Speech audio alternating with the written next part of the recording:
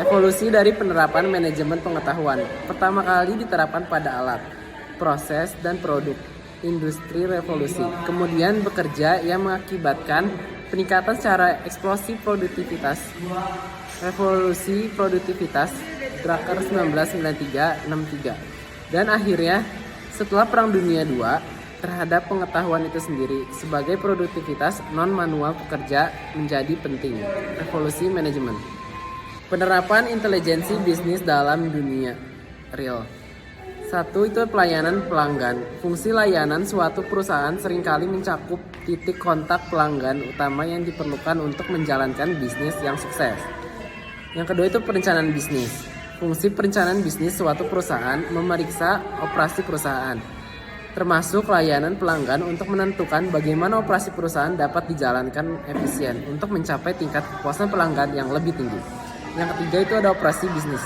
Operasi perusahaan berupaya memberikan efisiensi dan kualitas pada keduanya, pelanggan internal dan eksternalnya. Strategi operasi bisnis berbeda antar industri. BI di bidang telekomunikasi. Combating customer churn. Manajemen churn adalah proses memastikan bahwa pelanggan yang menguntungkan tetap berada di perusahaan tertentu. Teknik manajemen churn tingkat lanjut mencakupi kemampuan untuk memprediksi individu tertentu, kecenderungan untuk memilih penyedia layanan lain, dan menentukan tindakan yang tepat untuk mempertahankan pelanggan. Untuk menjadi penyedia langgan lengkap, perusahaan-perusahaan ini harus menggunakan aplikasi intelijen bisnis untuk membantu mereka memberikan varian lain khusus yang lebih baik saat ini maupun di masa depan. Manfaat bisnis intelijen untuk bisnis. 1. Identifikasi pelanggan dan perilaku pembelian. Yang kedua, analisis mendalam dengan dashboard interaktif. Yang ketiga, pengambilan keputusan yang lebih cepat dan akurat. Contoh kasus yang sering kita alami, yang pertama ada Starbucks. Kalau kamu merupakan pelanggan setia Starbucks, kamu pasti akan tahu tentang aplikasi mobile yang memberikan penawaran ekstra ataupun reward kepada pelanggannya. Untuk membuat strategi promo yang tepat dan menguntungkan, Starbucks menggunakan data transaksi dari para pelanggannya. Yang kedua ada Gojek. Gojek memiliki banyak sekali data seperti jumlah pelanggan, pemesanan, serta rating yang menggambarkan perilaku mitranya atau drivernya. Data-data ini digunakan untuk membuat berbagai program dan promo, beserta penentuan harga-harga di aplikasi tersebut. Yang terakhir ada Shopee. Sebagai situs e-commerce, Shopee memiliki banyak data untuk setiap individual penggunanya, dari pencarian, barang yang dimasukkan ke keranjang, hingga barang yang akhirnya dibeli. Data-data ini dinilai sebagai preferensi dari pengguna. Data-data dari pengguna kemudian digunakan Shopee untuk menentukan produk-produk yang akan direkomendasikan dan diiklankan kepada para pelanggannya. Selanjutnya ada elemen teknis dalam kerangka kerja intelijensi bisnis. Arsitektur BI dibangun pada platform 3 lapis, yaitu ada solusi BI, ada teknologi yang memungkinkan, dan teknologi inti.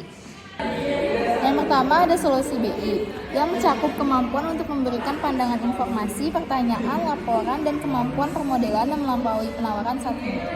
Yang kedua ada teknologi yang memungkinkan, seperti penambangan data, pemrosesan query, dan infrastruktur distribusi hasil yang mencakup kemampuan untuk menyimpan data dalam format kubus multidimensi untuk analisis online, pemrosesan, atau online analytical processing atau OLAP, untuk memungkinkan agregasi data yang cepat dan analisis penelusuran.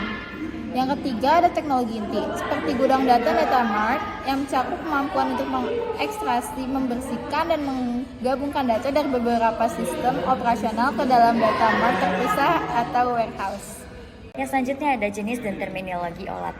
Jadi apa sih itu OLAP? Nah, OLAP itu adalah singkatan dari Online Analytic Processing. Online Analytic Processing atau pemrosesan analitik online adalah teknologi perangkat lunak yang dapat Anda gunakan untuk menganalisis data bisnis dari sudut pandang yang berbeda. Organisasi mengumpulkan dan menyimpan data dari berbagai sumber data seperti situs web, aplikasi, smart meter, dan sistem internal. OLAP menggabungkan dan mengelompokkan data ini ke dalam kategori untuk memberikan wawasan yang dapat ditindaklanjuti untuk perencanaan strategis. Yang pertama, OLAP desktop atau OLAP sisi klien. Produk yang lolos data dari server ke klien desktop untuk melakukan sebagian besar pengolahannya secara lokal sering dikaitkan dengan query dan pelaporan alat yang membuat tampilan khusus dari dalam data yang lebih besar set untuk kebutuhan penggunaan akhir tertentu. Yang kedua, OLAP relasional menempatkan penekanan pada data pemrosesan query dan pengiriman data database relasional.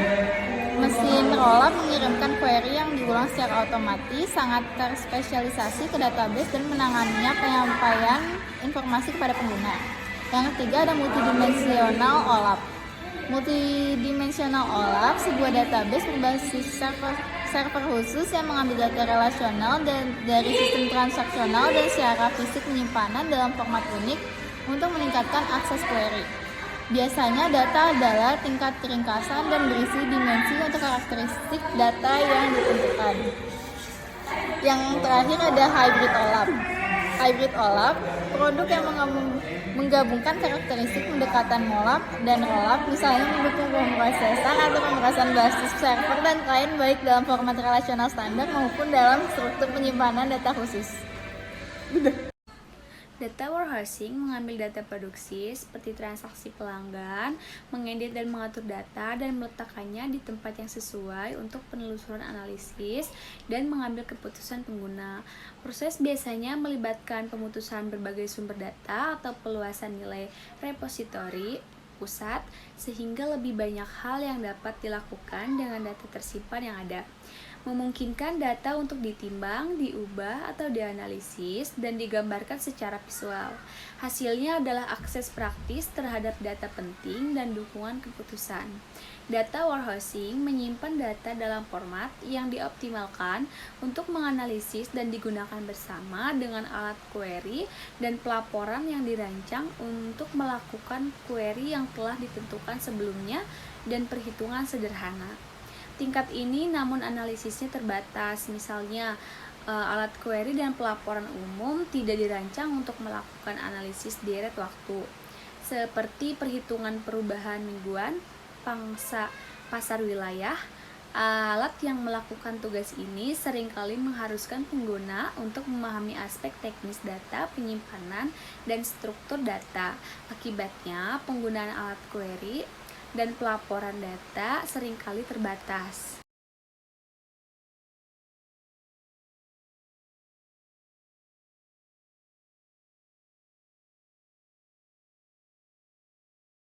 Kesimpulannya, hal ini menunjukkan bahwa manajemen pengetahuan merupakan elemen kunci dalam strategi bisnis yang suka dan akan terus berubah seiring dengan perkembangan zaman.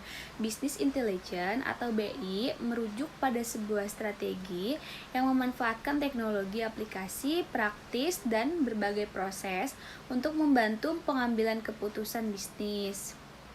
Dengan memanfaatkan teknologi dan analisis data, perusahaan dapat memahami tren pasar, perilaku konsumen, dan kinerja bisnis secara lebih mendalam.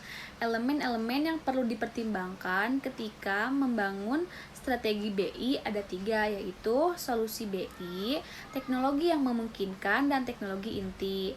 Lalu, data warehouse atau gudang data adalah sebuah sistem yang bertugas mengarsipkan sekaligus melakukan analisis data historis untuk menunjang keperluan informasi pada sebuah bisnis ataupun organisasi.